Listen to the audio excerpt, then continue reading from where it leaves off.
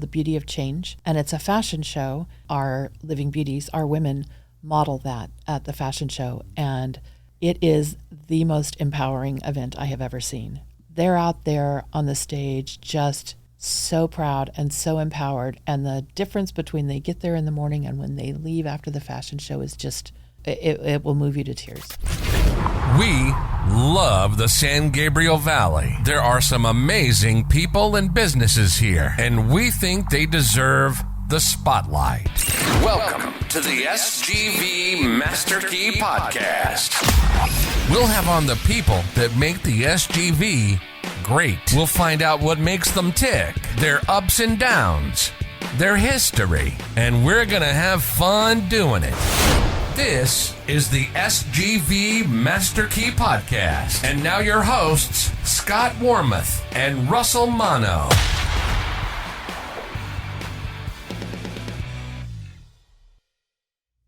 All right, SGVers, welcome back to another episode of the SGV Master Key Podcast.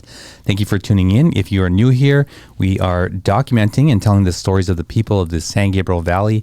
And if you're a returning listener, welcome back. We're excited to bring you another episode with another great guest. But before we get into it, let's remind you that we've partnered with San Gabriel Valley Now, your source for city news, announcements, events, special savings, and everything SGV. Check them out on Instagram, sgv.now, and read their SGV Now magazine on their website, sgvnow.com. Scott, I've been personally touched, and I know you have been personally touched by cancer. And I know it almost touches, it doesn't not touch someone. And in my own life, my own mother had a cancer growing behind her left optic nerve, where she had to have brain surgery essentially, and she almost died from that. You know, she did survive. That was back in 2002, I believe. And Victoria, our podcast manager, has also had a family member, a guest of our show, Beth, who has been a survivor of cancer. But I know cancer has also touched you and your family as well. Yeah, and I believe it's, as you said, it's touched everybody at some point. Yeah, my father, unfortunately, passed away because of it. It was, and I saw firsthand just the destructive nature of it. And it's something you battle, but in some cases, it's unbeatable. Sure. And one of our guests, Jeff Julian, was in our show.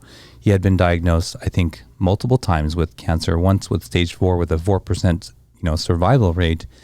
And I remember learning from him in that show that there's such an importance for not just medical support, but emotional, mental support, and how that comes, and how if you don't have that, he described it as having hope, and that doctors were just communicating to him as if he were gone. Well, what I saw firsthand with my father was that what I was always told to be the case, that kind of support, family, mental health, emotional, strong support can do a lot. And my father was diagnosed and given, perhaps 3 or 4 months to live. And it was a type of cancer that you can never survive.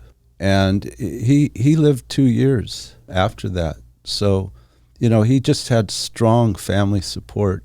He had a strong faith, just strong support all over the place. And I could see it made a difference, and I can see how, perhaps a lonely old person in a nursing home, might not have the, that kind of support. And, it's a very sad, emotional kind of experience. I share with you about Dr. B often, right? And I believe it's her father. Her father was given a diagnosis and of cancer, I believe, but of, that he would last 6 months or a year. And he went on with his life for 10 years, but with the mindset that it was 6 months to a year. And she could see him that he wasn't thriving. He was just like, okay, and that must have such an impact on their lives, to give them this sort of terminal date of when they can expect to live to. I just don't understand how. You hear so many stories of people living well beyond what a doctor had said. Right. But well, right now, my closest friend for the last 50 years or 40 years has been given a time of maybe 6 months to survive what he has. But I see he has the support around him. But yeah, you really start to think about how this is a terminal event, and what is it like to be given a sentence of a certain period of time. Yeah, he's just very early into it, but his attitude is so good. His physical strength, is he's so strong. Mm-hmm. I would give him, 5 years, 10 years, whatever the outer reaches are. Sure. Well, speaking of the support, that brings us to our guest today. Her foundation is all about that kind of support. Her name is Nancy Davidson, and she's the executive director of the Foundation for Living Beauty. Nancy, welcome to the show. Thanks so much for having me. It's a really important topic to talk about. What we discussed coming into the show here, the intro, is this something you hear from people a lot? This kind of sort of personal story? I do.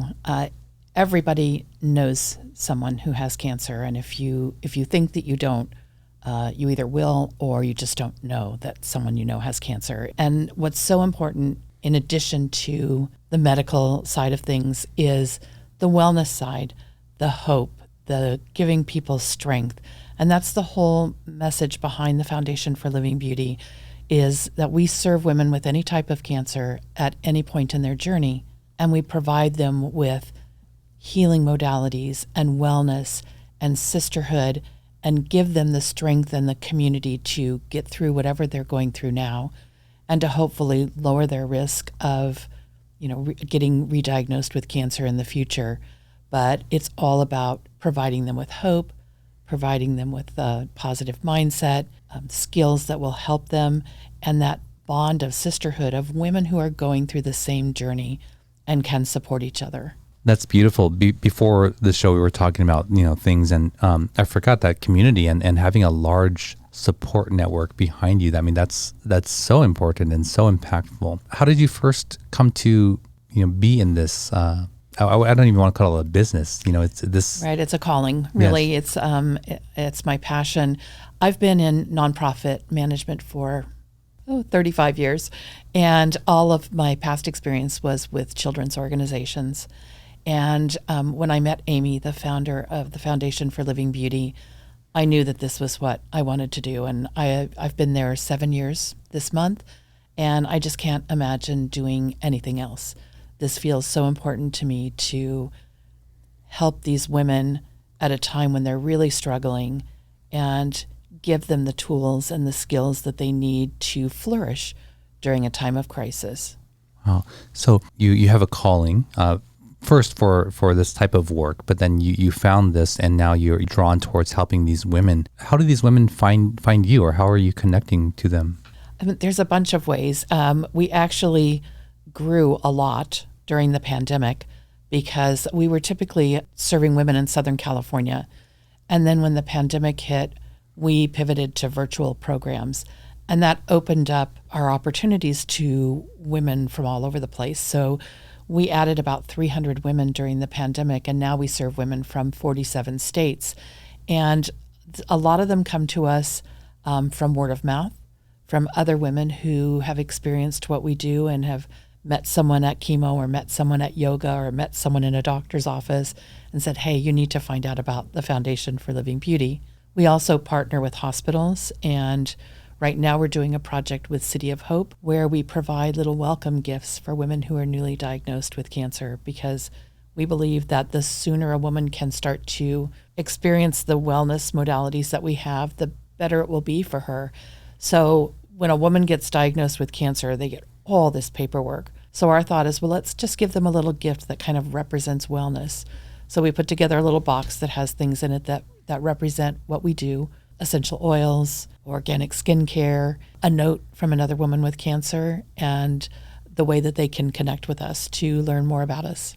Does that go to anybody who's been diagnosed, any woman who's been diagnosed in a certain area, or right now how do you do that? Right now it's at City of Hope, but we're expanding. We've had other hospitals ask us to do the same thing because It's really interesting. We were founded in 2005, and we were all about wellness, and hospitals really hadn't embraced wellness as an important part of healing.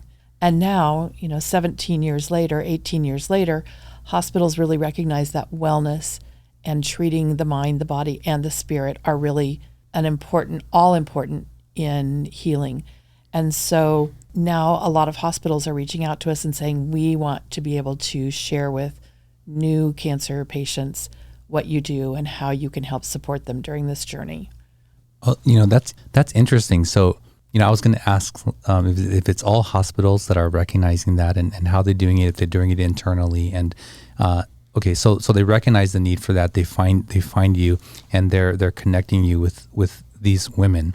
Imagine if that were the case for so many more illnesses, right? If medicine was sort of this way instead of reactionary. Right. I think it's so important. And, we've grown. When I started with Living Beauty in 2016, we had 300 women. And now we have almost 1,300. And it continues to grow because people want that support. We're not a support group. We don't have organized support group activities, but we provide overnight retreats, day retreats, workshops, movement classes, sisterhood building events, all free for women with cancer, that brings them together into a shared experience. And through that, they create their own internal support. Where do you have events or, these kinds of activities? Our overnight retreats, we try to go to a really beautiful retreat center. We've been to Casa de Maria in Montecito, Sarah Retreat Center in Malibu. We go to the UCLA Retreat Center in Lake Arrowhead. We try and find a really beautiful setting for women where they can come get away from the daily worries about their treatment, worries about their family, worries about money, and just focus on themselves and organically support each other. So we may do a workshop we do a 3-day Serenity Yoga retreat. There's a program called Yoga for Cancer, which is specifically designed to help support women with cancer, and it was created by one of our Living Beauties, and it's now a national program.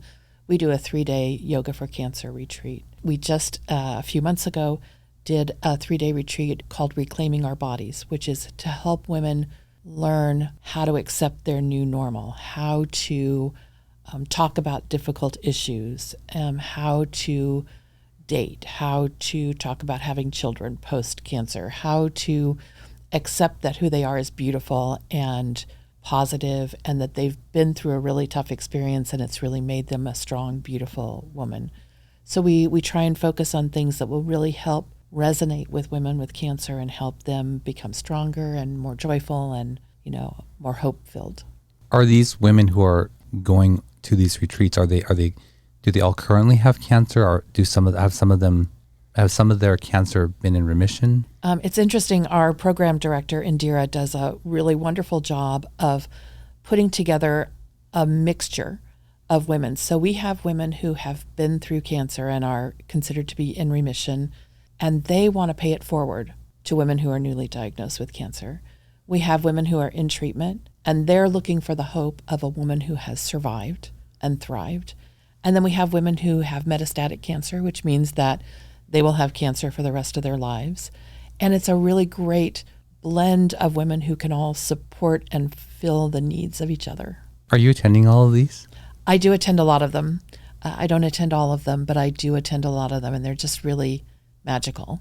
There must be some really powerful emotions at these events with that many people with these, really life-altering conditions. There are. It's interesting because typically when we do an overnight retreat, for example, the first night, not all these women know each other before the retreat, so we have a circle and they introduce themselves, where they live and what type of cancer they have. And then for the rest of the retreat, unless they want to talk about their own cancer, we don't talk about it. We talk about things like nutrition.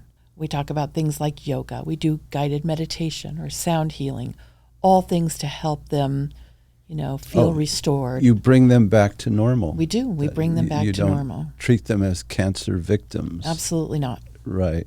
Because cancer is something that happens to you. It's not who you are. I love that. I just recently learned something of that. And like for someone who has depression, it's so similar, right? That they would say, I'm experiencing depression right now, rather than I am depressed, because that's an identity statement versus, just something that you're experiencing. So I really love that. Yeah.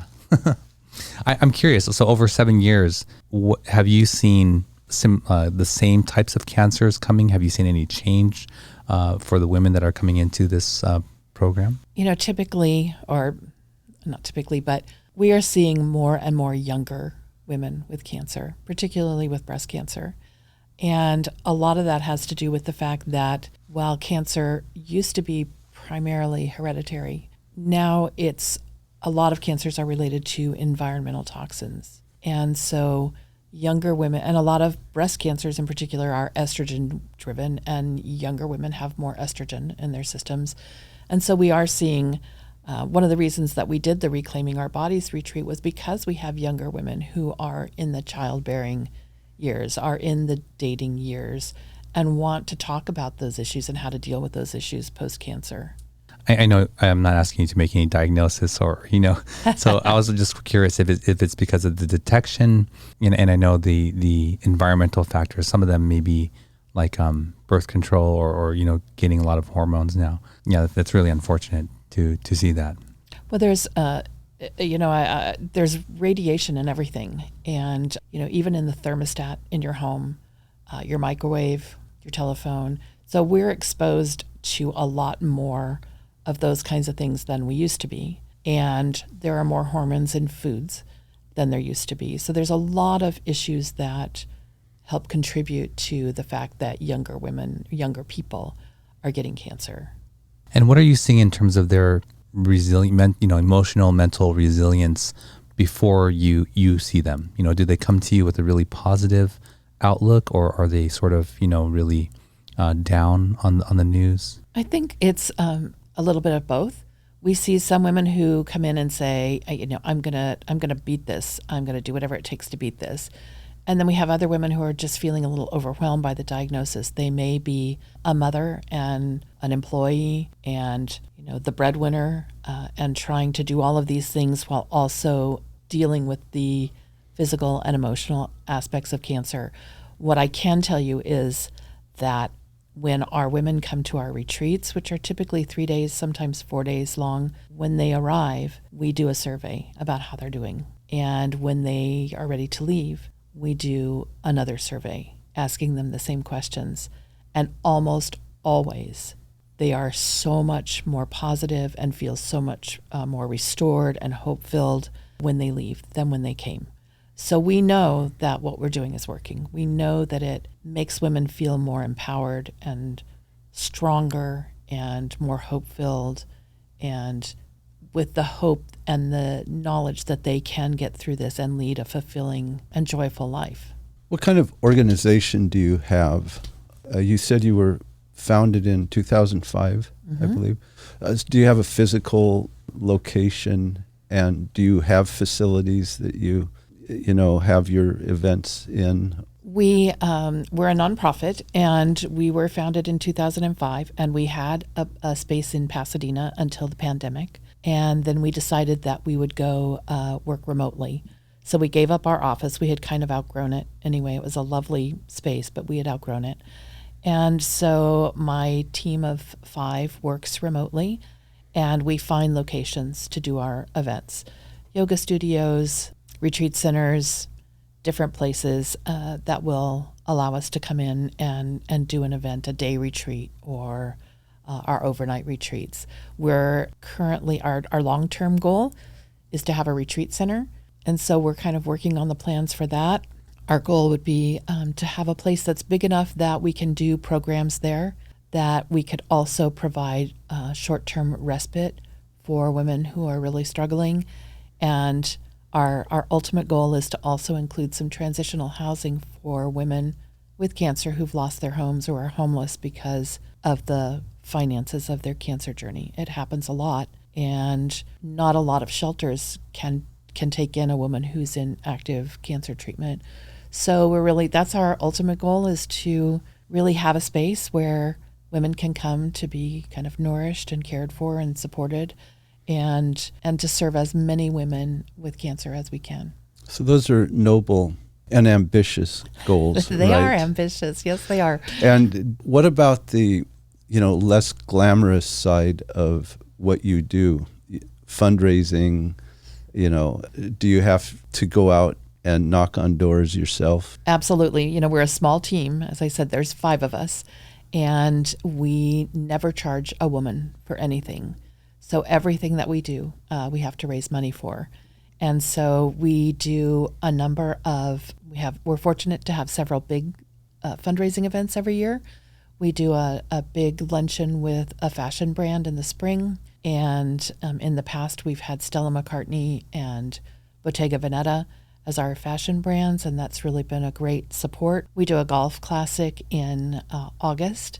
We've been doing that, and this will be our 6th year for that. Where do you do that? We do that at Oakmont Country Club in Glendale, and that's been a great event for us. And then for the second time this year in October, we'll be doing an event called The Beauty of Change, and it's a fashion show, and we partner with a company called Ever Violet. And Ever Violet is a company that was created by a woman with cancer. She makes lingerie for women with cancer, and our Living Beauties, our women, model that at the fashion show. And it is the most empowering event I have ever seen. Those women, anyone who wants to model can sign up to model. And we have Thrive Cosmetics comes in and does beauty makeovers on them the day of the event. And we have a big, this year it's going to be a cocktail party. And they're out there on the stage just so proud and so empowered. And the difference between they get there in the morning and when they leave after the fashion show is just, it will move you to tears. And you're also one of the 3 nonprofits that will be featured at the March 23rd event at the San Gabriel Hilton. Yes, we're so excited about that. Yeah, so that should be quite a nice, glamorous event, and hopefully it would be a profitable one for your group. It's a nonprofit, but you need money. Right. Yes, that's really wonderful. We're really excited to be a part of that. Yeah, March 23rd at the San Gabriel Hilton. The San Gabriel Chamber of Commerce will be partnering in this event, Commitment to Community, and honoring 3 nonprofits and 2 individuals for their commitment to the community. Yeah, that's wonderful. But Bottega Veneta is not a small brand. Or Stella McCartney. No, it was really amazing. And so Bottega Veneta, when they hosted a luncheon with us last year, it was the first philanthropic event they had ever done, ever, as a company. Wow. And they loved it. So we're hoping that they'll come back and do it again this year. And we do a lovely luncheon, and then they do a pop-up store, and people can shop, and we get some of the proceeds from that as well. So it's really a great event. And then we also do a lot of, smaller events throughout the year as things come to us. We're so appreciative when somebody comes to us and says, hey, we want to do a fundraiser for you. We're like, yes. So you answered my question without me asking of who funds for these women to go on these retreats. If I'm a woman and I'm newly diagnosed and I get introduced to you and I attend one of these retreats and I feel amazing leaving that, what does it look like for that person after that retreat? Well, it's really interesting because I have seen in the past that women who attended a retreat, then maybe a few months later will have a reunion and get together again. We offer 150 programs a year, some in person and some online. And so we encourage them to continue to come to things. So every week we'll do maybe a nutrition class and a movement class and a yoga nidra class, or a class about finances, or we'll do vision boards, or we have 3 or 4 events every week. So we really encourage those women to continue to come to those events, continue to explore the opportunities that we have to help them with their journey, and to continue to create bonds with those other women. So they can participate as much or as little as they want to. Absolutely. The Wow. more, the better. And really what you're fostering is that connection and community. It is. That's one of the most important things, is for women to understand, women are natural caregivers. So they're much more likely to focus less on themselves and more on their partner, their children, the people that they're responsible for in their lives. And so this gives them that aha moment that they're not alone, and that there are a lot of women going through the same things that they are, and that they can support each other through this journey. How do you get the women who are used to dedicating their time, energy, effort, life to others to start focusing on themselves?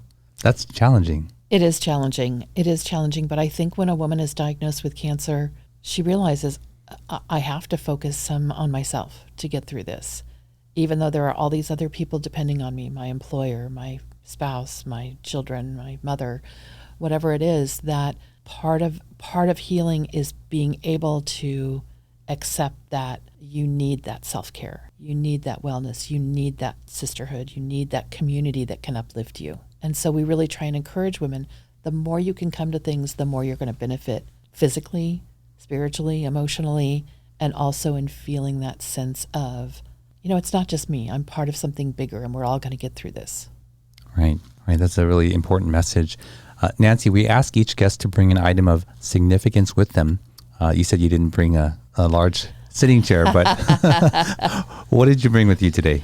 Today I brought with me, this is called a wabi-sabi bowl. And wabi-sabi is an ancient Japanese custom that when a beautiful bowl is broken, instead of throwing it away, they fill the cracks with gold. And their belief is that by filling the cracks with gold, it makes the item more beautiful than it was in its original state. Wow. And we try and teach our women the same thing, that scars don't damage you. Scars make you beautiful and individual and make you who you are. So embrace them because they're making you stronger. That's beautiful. Okay. Yeah, So that is really beautiful. I love this. I love Yeah. this. And in fact, I often speak at chambers of commerce. And one time I focused my talk about the wabi-sabi bowl. And my daughter and I went out and bought a bunch of little stones and painted a gold line across each one. And I gave one to everybody there to put in their pocket and keep with them to remind themselves that nobody is perfect, and that beauty lies often in imperfection. wow. I think you just won the award for the most meaningful item that you brought. I've known of these. I've seen pictures of them. I know the significance and the story, but I've never seen one in person. Thank you so much for bringing that. Have you seen this before, Scott? No, never. Did you know I've about never this heard before? of this concept. But I mean, it's really touching. And sometimes it's large pieces too, like pottery, right? Like that It is. are repaired in this manner. And it says so much, that scars, imperfections are what make us unique and beautiful. And, it translates so easily to women who are trying to accept the scars on their bodies and how they make them feel. I just know instinctively, I've always believed that, felt that, and I've never seen, this demonstration. But yeah, I know somewhere in my journal, I know this because I've contemplated it many times, that there's no true beauty without imperfection. That's right. And that's really what it's all about. Yeah, absolutely. That's a great way to phrase that. Yeah, absolutely. Well, I don't believe, as a person who's highly empathetic, that being around these stories and people would not impact me. How do you work through that? Being that you're around these people and in this environment. Yeah, how does that, or does that affect you?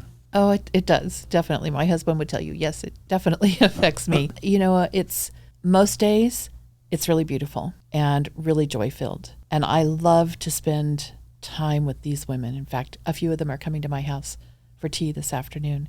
I love to spend time with them because I can see how we're making a difference to them and how they're embracing joy and hope even in the midst of hardship. And so that's very uplifting for me and very meaningful. The downside is that we also lose women, and that's really hard because we have formed a connection with them, we have bonded with them, we have struggled with them, we have walked with them, and it's hard when we lose someone. So it's just working through that. It's hard for my team. I have an amazing team of women who work very hard and feel very passionate about what we do. And so they also feel the loss when it happens. One of the things that we did a couple of years ago was created wellness days, where if you're struggling because we've lost a living beauty or it's just become a little overwhelming, you can take a day. Doesn't count against anything, just take a day and really just do self-care. And we try and remind ourselves to do self-care. We do wellness activities together and really support each other through the hard times, but they are far, far outweighed by the good times and the joyful experiences that we have with women. How do you refer to these people that work with you? Are they support givers, wellness providers, or do you have a term or we all have different title? roles. So my role is primarily operations and fundraising. I have an assistant director who does operations and fundraising along with me. I have a program director, and she manages all of the programs that we do for women. We have a grants and content writer who writes all of our grants and brochures and things like that. And then we have an administrative assistant who kind of holds us all together. And then we have a whole team of vetted facilitators who actually will come and run our events. So we do a 4-day goddess wellness retreat. There may be 8 or 10 facilitators who are part of that. And so we put everything together and then they create the magic. In this support that you provide for them, that they can come to and participate in, I'm just curious, is there like a venting day program where, not everything is uplifting, but they are allowed to express their anger, frustration, disappointment, upset? Is that part of that, or? It might be. It depends on the focus of the particular event, but we did a really great, I think it was 4 or maybe 5 week grief workshop. Okay. Where women could come and just express their grief about what was happening in their lives, express their anger, their frustration. We try to, women can always come to us and talk about what's going on, and we talk to women all the time. And some of our retreats will have a component of that where they can just open up and vent, but most of them are focused on positive, uplifting, those kinds of conversations. Yeah, processing grief is, maybe not something that is done well in our society. Maybe, a lot of people don't have the knowledge or tools to really do that, right? Right. Or they just repress or, don't even allow themselves to experience or go through that. Yeah. I found. So, well, we're going to take a quick break, Nancy, and when we come back, I'd like to learn more of what you have in store for the future of the foundation, what's coming up, more of those sort of thoughts, and other programs that you assist these women through and with. So let's take a quick break, and we'll be right back. At Wormuth Law, they believe that just because you speak a foreign language, come from a different culture, or simply don't know how to navigate the legal system, that should not prevent you from compensation from injury or receiving benefits. Their multicultural staff have been helping SGVers like you for over 38 years. Visit law888.com or call them at 626-784-7017 and tell them you heard about them on this podcast. All right, we're back with Nancy. Nancy, before the break, I was mentioning that I want to get into, some of the things that you're looking forward to with the foundation, what's coming up. But we're going to go into this segment where we ask questions from this card deck called Like You. It's from one of our previous guests, and this is they're not sponsoring this show, but we do enjoy these cards, and you can find them on Instagram at Like You Cards. So here are the 2 questions. Okay. You can choose to answer one or none. Okay. So the 2 questions are: growing up, what was your favorite costume? And the other question is, who is the greatest singer of all time? Ooh. I'll start. Okay. I really love Freddie Mercury. Do you know? Why? I do. Why? Powerful singer, and the range that he had, and yeah, just incredible. I know there's a lot of great singers, but for me, and his ability to perform live and involve the crowd, but his voice, I think is just amazing. Yeah.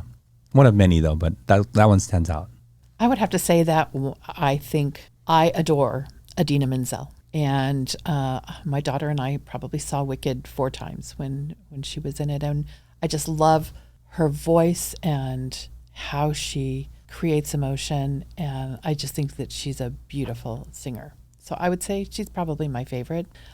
Growing up, I did a lot of musical theater. And so I would say I played Nellie Cohan in George M., and I also played Abigail Adams in 1776. And I think Abigail Adams' costumes were my favorite. Wow. All right, Scott. What was your favorite costume or what was your favorite singer? Okay, so I was never into costumes. Okay. Although I always, when I wear a suit and tie, I say that's my lawyer costume. But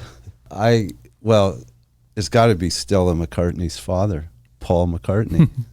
My favorite. Amazing. Yeah. If you're a fan of the show, if you've been listening for a while, you know Scott is a huge Beatles fan. Right. Yeah. Yeah.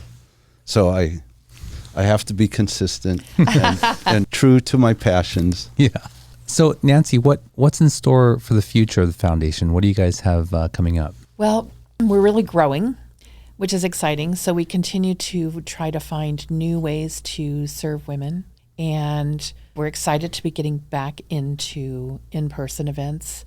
While we were able to pivot to virtual programs during the pandemic, we really those women need to be together. So we're really working on making that happen. Our philosophy is also that any woman who needs us, we need to provide services for. So we're continuing to grow and find new avenues of outreach and new ways to raise money. And down the road, that retreat center, It's coming. Do you ever have to turn down a woman who comes to you? No. Oh, that's amazing. No. Yeah. Yeah. No. If every woman needs us. And so it's our job to help her figure out where we can best serve her. Oh, that's beautiful.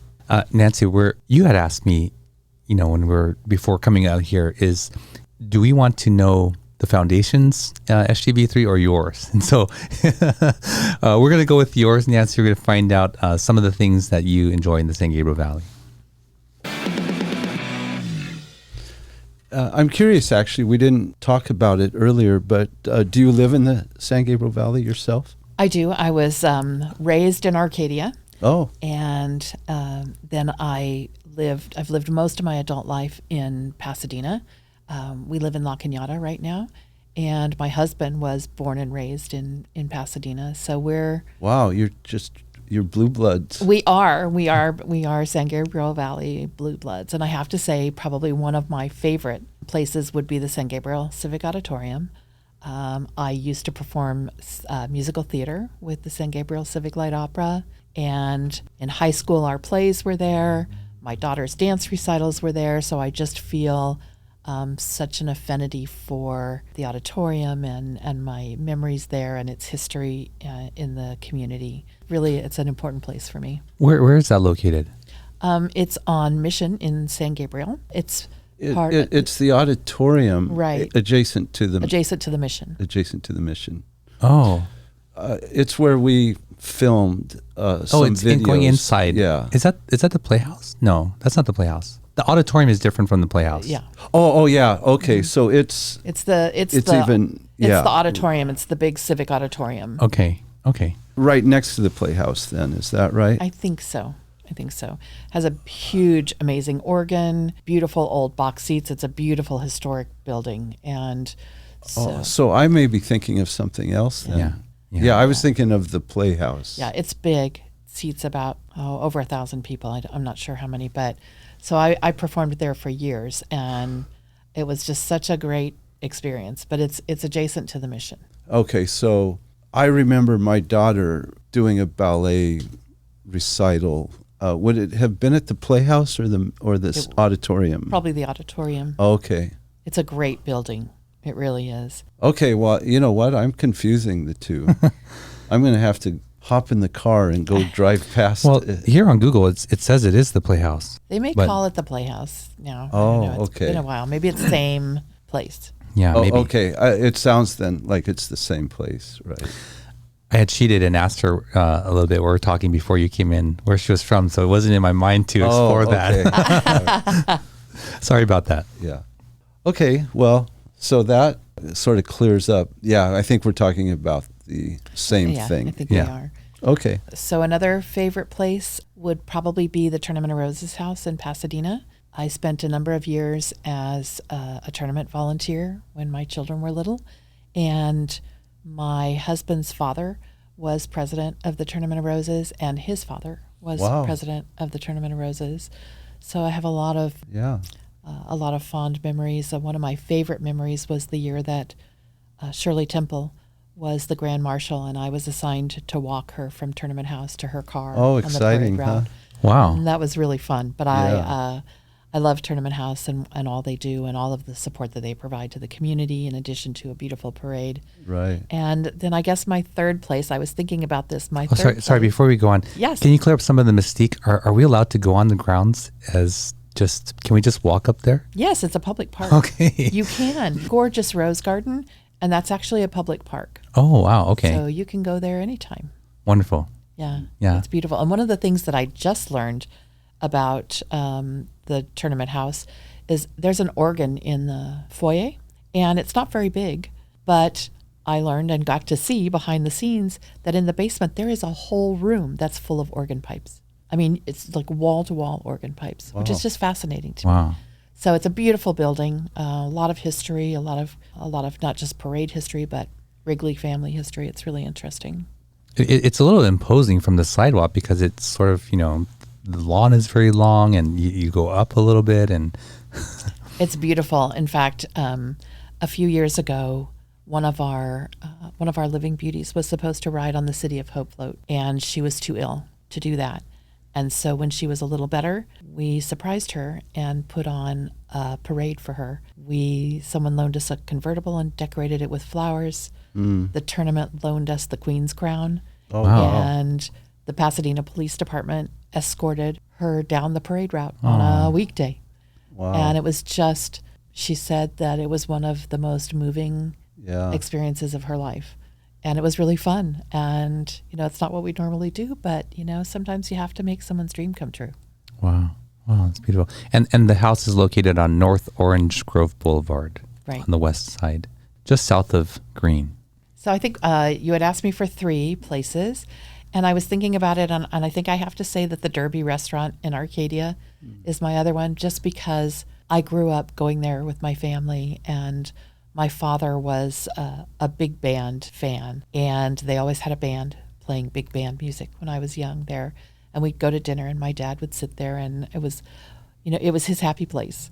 And I just loved experiencing that for him when I was a child. And we still go there, They have the best cheese bread around. Oh, yeah. That's just one of the old, just traditional steakhouses. Yes. And it just takes you back to, I'm not sure when, sometime, in the probably early to mid 1900s. I don't know. It's just that feel. It is that feel. It is, definitely. Sometime before the 1950s, I think. But maybe 1950s is a good... Well, I won't tell you how long ago it was that we were going, but it was a while. Well, it's still there. I think it's been there, what is it celebrating? Its 85th year or something like that. Yeah, it's been there a long time. Yeah. And it says that's located on East Huntington Boulevard, right by 2nd Street. Mm-hmm. I've heard of this many times, this restaurant, but I've never been there. Have you been there? Oh, yeah. I've been there many times. Yeah, it's where, it celebrates pretty much the racing culture, right? Yeah, the racing culture. The jockeys go there? Jockeys and trainers and owners, do you know? I don't know. They used to. Very much was that. And a lot of the big time bettors would go there after the races. But yeah, it was our go-to place, and wonderful. Yeah, it's definitely the feel of the previous generation. Yes. Is it like dark and red leather, high booth? Yep. Okay, that kind of feel. It's perfect. Yeah. Well, wonderful. Well, Nancy, thank you so much for coming on the show. I really appreciate you sharing your story and what your foundation does. I think it's very wonderful. If anyone, especially women who are in need of your services, how can they get in touch with you? The best way is to just reach out to our website, which is livingbeauty.org. And there's a place there where you can click Become a Living Beauty. And as I mentioned before, it doesn't cost anything to join. It doesn't cost anything for any of our programs, even our overnight retreats. We believe that women are already experiencing financial issues, so we want to make everything free for them. And so if you're interested in volunteering, if you're interested in becoming a donor, all of those, you can get information on all of those on our website, which is livingbeauty.org. Wonderful. Well, Nancy, thank you again for coming on the show. Really appreciate it. Thank you. It's really been a pleasure. Thank you. Well, there you go. There's another episode in the books for you. Thank you so much for tuning in. As always, you can find the full back catalog of episodes on our website, sgvmasterkey.com. Don't forget to like, share, and subscribe. Drop us an email or comment to let us know what you thought of this episode and any ideas for future episodes. Until next week, we'll see you soon. We love the San Gabriel Valley. There are some amazing people and businesses here, and we think they deserve the spotlight. Welcome to the SGV Master Key Podcast. We'll have on the people that make the SGV great. We'll find out what makes them tick, their ups and downs, their history, and we're going to have fun doing it. This is the SGV Master Key Podcast. And now your hosts, Scott Warmoth and Russell Mano.